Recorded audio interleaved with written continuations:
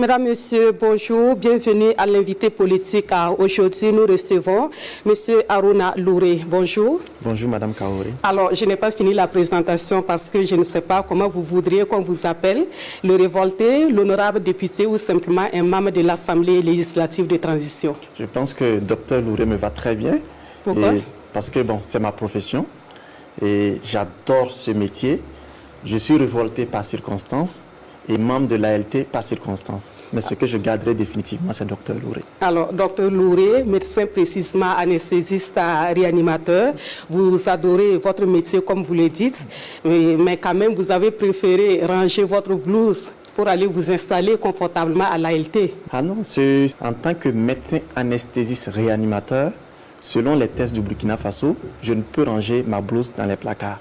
C'est-à-dire qu'en tant que membre de l'ALT, je continue à officier en tant que médecin anesthésiste réanimateur au CHU de Bordeaux, à mener mes activités normalement. Les anesthésistes, vous le savez certainement, ça ne court pas les rues au Burkina, pour ne pas dire dans les hôpitaux. Mais est-ce que vous n'auriez pas pu refuser simplement d'y aller pour mieux servir au niveau des hôpitaux? Ah oui, c'est vrai. Par moment, il faut se poser la question. Je me rappelle de cette histoire. Mon grand patron m'a posé la question. Je vais dire qui était médecin. Il m'a posé, il y a 5 années de cela, est-ce que tu penses que qui aurait dû rester médecin ou aurait dû faire son engagement? Il dit, sans nul contexte, il devait faire son engagement. Parce que les hôpitaux, j'arrive à officier, mais je pense qu'on peut avoir une contribution, notamment quand il s'agit des questions de la nation, encore plus poignant. Je me plains au quotidien que les hôpitaux burkinabés ne fonctionnent pas bien. Si demain, je dois renoncer à ce métier que j'aime et ne rien faire pour que les hôpitaux burkinabés puissent fonctionner correctement, je pense que j'aurais nettement gagné et contribué à sauver plus de vies que si je suis resté un simple médecin anesthésiste réanimateur. Vous cumulez les deux fonctions et c'est la même chose du côté des salaires aussi. En fait, vous touchez des deux côtés. La question qu'il faut se poser, c'est qu'est-ce que je fais? D'accord. Qu'est-ce que vous faites alors? Je fais plus de 40 heures de service dans l'hôpital public burkinabé. À la fin de la semaine, j'ai plus de 80 heures de service dans les hôpitaux. Aujourd'hui, avec l'ALT, à la fin de la semaine, j'ai plus de 100 heures de service. Là, je descends de 24 heures de garde à Bordeaux. Ensuite, j'irai probablement dans l'après-midi, malade programmé dans le privé, aller le faire. Demain, ça serait un autre jour, pendant que d'autres seraient en train de faire d'autres activités, je serai en train de lire les lois qui sont posées. Et actuellement, à l'ALT, on a des journées de 9 heures à 23 heures parfois. Donc la question salariale, je me rends compte que c'est un sujet assez tabou au Burkina Faso. Donc moi, je pose la question, qu'est-ce que la personne fait? Est-ce que ce que je fais, ça mérite que je cumule les deux salaires ou pas? Mais ça ne vous empêche pas de répondre à ma question. Non, vous cumulez les deux salaires ou pas? Je cumule les deux salaires et j'ai tendance à dire, aujourd'hui, si l'hôpital public burkinabé me libère des 40 heures de service que je fais, et vous posez la question à n'importe quel médecin anesthésiste burkinabé, c'est l'hôpital public burkinabé qui paie. On va s'intéresser à ce qui se passe à l'ALT. Vous touchez combien là-bas? Ce n'est qu'un secret de polichinelle, ça a circulé partout sur les réseaux sociaux. Justement. Les gens ont dit 600 000 francs, on a vu partout. C'est vous qui avez certainement la bonne information, donnez-la nous. Ce n'est pas que le mien, parce que c'est le salaire des autres collègues de l'ALT et je pense que pour l'intimité de certains qui ne voulaient pas que cela sorte, je préfère garder ça. Mais soyez-en rassurés, tout ce qui est lié à l'ALT a été diminué jusqu'à 50% sur certains plateaux. Cela est quand même surprenant parce que sous les régimes passés, vous étiez de ceux-là qui avaient toujours réclamé la transparence dans la gouvernance, dans la gestion de la chose publique. Aujourd'hui, vous n'êtes pas à mesure de nous dire combien vous touchez à l'ALT. Vous avez peur de quoi? Non, je n'ai absolument peur de rien. Et jusqu'à maintenant, je revendique cette transparence absolue. Et c'est un décret qui est public, qu'on doit pouvoir avoir accès à ça. Chaque citoyen burkinabé qui veut avoir le décret portant rémunération des membres de l'ALT, il suffit qu'il se rende au journal officiel. C'est vraiment public. Mais personnellement, parce que, comme je le dis, c'est pas que si c'était que moi, mon salaire, que moi seul, ça ne me pose aucun problème pour le dire. Mais là où je peux vous garantir, ceux qui sont à l'ALT, tout ce qui était lié à l'Assemblée nationale, l'essentiel a été raboté de près de 50%. Donc, au-delà de la question salariale, la question que je pose toujours, qu'est-ce que ces gens font? Vous voulez dire que c'est un sacrifice? Je peux dire que c'est un énorme sacrifice que les gens consentent. Malgré tout, quel que soit le montant de ces monuments-là, ajouté aux indemnités de cession, c'est quand même bon. Je ne dirais pas que c'est mauvais. Non, je ne dirais pas ça. D'accord. Mais je veux juste dire, à un certain moment, il faut que nous ayons des ambitions. L'ambition, c'est quoi? On doit confier une mission à l'ALT. Voici votre mission et leur donner le moyen d'y parvenir. Si nous jugeons aujourd'hui, nous, Burkinabés, que l'ALT, avec les ambitions que nous voulons les donner, que ce salaire est trop, mais c'est au peuple burkinabé de le décider. Donc, la question vraiment salariale, pour moi, c'est toujours voir qu'est-ce que la personne fait. Est-ce que ce salaire est juste? On peut donner 100 000 francs à quelqu'un et moi, je vais trouver que ce n'est pas juste parce qu'il n'œuvre pas pour 100 000. Comme on peut donner 10 millions à quelqu'un, je trouve que c'est peu par rapport à ce qu'il fournit. Ça dépend des résultats qu'on attend de la personne. Autrement dit, vous ne comprenez pas cette polémique autour des salaires des membres de la transition. Ah oui, si c'est pour les ministres en question, au temps d'Europe, j'étais parmi ceux qui ont dit l'article de 2008, il fallait la relire parce que chaque ministre venait négocier son salaire et il y avait une disparité énorme et l'article datait de 2008. On peut dire que ce n'est pas approprié, mais je suis à l'aise avec cette question. Puisque à l'époque, quand je disais ça, on me dit voilà, il est corrompu, il est vendu, voilà pourquoi il défend des ministres. Je dis non. Parce que le problème du Burkina Faso, c'est quoi? Ce n'est pas la question salariale. Nous le savons tous, c'est la corruption. Ce sont les détournements de fonds. C'est le fait que nous n'arrivons pas à couvrir nos impôts. Concrètement, vous êtes pour ou contre le montant de salaire des membres du gouvernement? Ça, je ne dirais pas pour ou contre parce que chacun l'analyse comme il peut.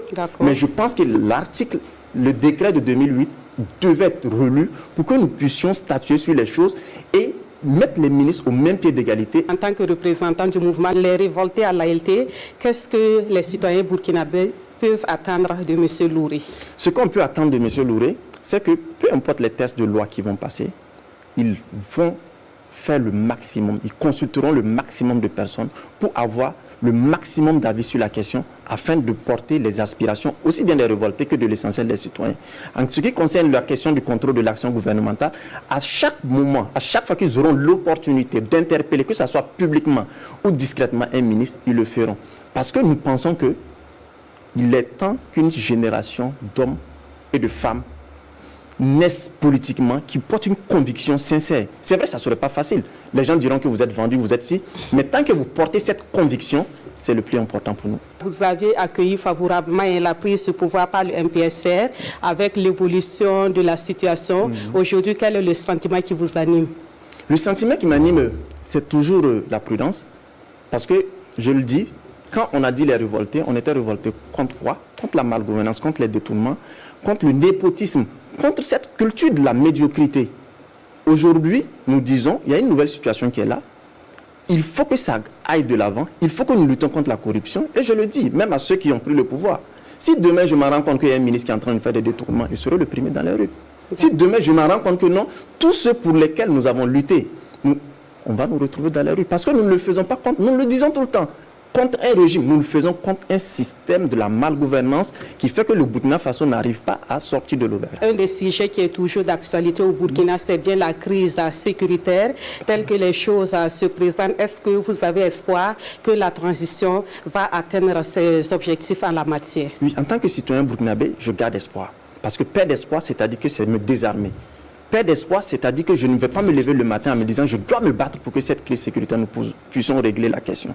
Perdre espoir, c'est-à-dire c'est sombrer aujourd'hui et l'avenir des générations futures. Parce que quoi qu'on nous disions, la situation est tellement précaire que si nous perdons sur la question sécuritaire, que je dise que j'étais pour le MPSR ou pas pour le MPSR, j'aime le dire, les enfants qui sont dans la rue quand ils auront 15-20 ans et qui n'auront pas à manger, si nous ne trouvons pas des solutions, personne ne sera en sécurité dans ce Burkina. Concrètement, qu'est-ce qui fait que vous avez espoir aujourd'hui? Ce qui fait que j'ai espoir, parce que je me dis, nous sommes dans une situation précaire et nous n'avons autre choix que de trouver une solution à cela. Est-ce que vous pensez qu'il y a des points positifs en la matière? Oui, des points positifs, nous voyons quand même sur le terrain quelques améliorations, même s'il y a un énorme travail qui doit se faire. Nous avons la chance souvent de faire de l'immersion dans certains milieux sécuritaires pour prendre un peu les doléances. C'est vrai que ce n'est pas facile, c'est vrai que c'est difficile, mais nous espérons vraiment que nous puissions trouver des solutions à cela. Et ça, ce n'est pas que l'autorité politique, c'est tout citoyen burkinabé qui doit se sentir concerné. Concrètement, j'insiste sur la question, est-ce qu'il y a des éléments qui font aujourd'hui que vous croyez que la transition va atteindre son objectif sur le plan sécuritaire? Concrètement, je dirais oui. Parce que quand vous dites que c'est la question sécurité, oui, le MPSC a pris le pouvoir en prétextant de la question sécuritaire. C'était un prétexte.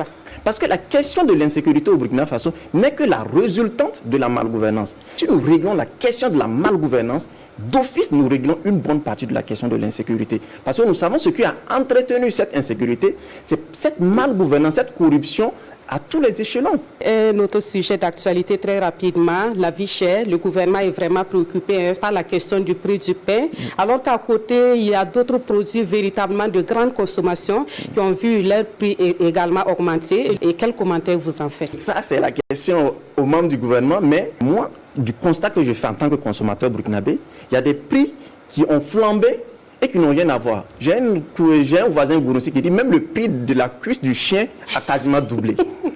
Donc c'est pour dire qu'il y a à quelque part de la mauvaise volonté de la part des citoyens. Et je pense que l'autorité politique doit sévir à tous les niveaux, trouver les mécanismes pour que ces augmentations soient des augmentations réelles dues au contexte international et national et non dues à la cupidité des citoyens burkinabés que nous sommes. Très rapidement, que devient le mouvement Les Révoltés? Ah oui, le mouvement Les Révoltés est bel et bien là. Il se restructure parce qu'au-delà de tout, c'est un mouvement qui n'a jamais lutté contre un régime, mais contre un système. Et ce mouvement pourra grandir, devenir autre chose. Mais pour l'instant, le mouvement Les Révoltés existe bel et bien. Est-ce que le mouvement pourrait se révolter contre le régime de la transition? Je vous disais tantôt, si demain nous nous en rendons compte que ce pourquoi nous avons lutté, la question essentiellement de la malgouvernance, nous voyons que ces mêmes gabégies, ces mêmes situations se produisent avec des éléments tangibles, je vous garantis, un militaire ou pas un militaire, c'est une conviction que nous allons défendre. Merci à vous, Dr Harouna Louré. Je rappelle donc que vous êtes médecin, anesthésiste, réanimateur, également membre du mouvement Les Révoltés. Vous siégez actuellement à l'Assemblée législative de transition. C'était donc l'invité politique sur la RTB. Merci à vous qui l'avez suivi. Rendez-vous la semaine prochaine avec un autre invité. Merci de votre fidélité à la RTB.